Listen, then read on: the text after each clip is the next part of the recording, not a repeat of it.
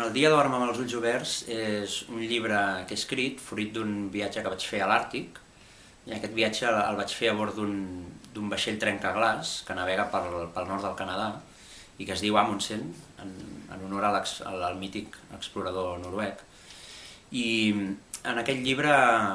explico d'una banda el viatge en si, és a dir, què implica arribar fins allà i com és el dia a dia a bord d'un vaixell d'aquestes característiques i com és el dia a dia en un entorn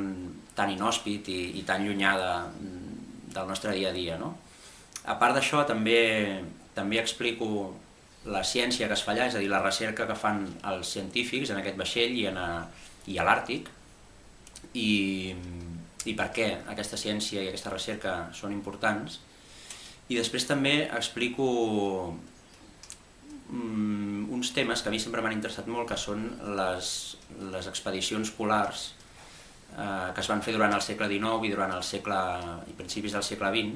per intentar arribar al Pol Nord, que en fi són expedicions plenes d'aventures i històries fascinants que a mi sempre m'han interessat molt, i llavors el que he intentat en aquest llibre és una mica fusionar aquests tres eixos i bé, espero que us agradi molt quan el llegiu.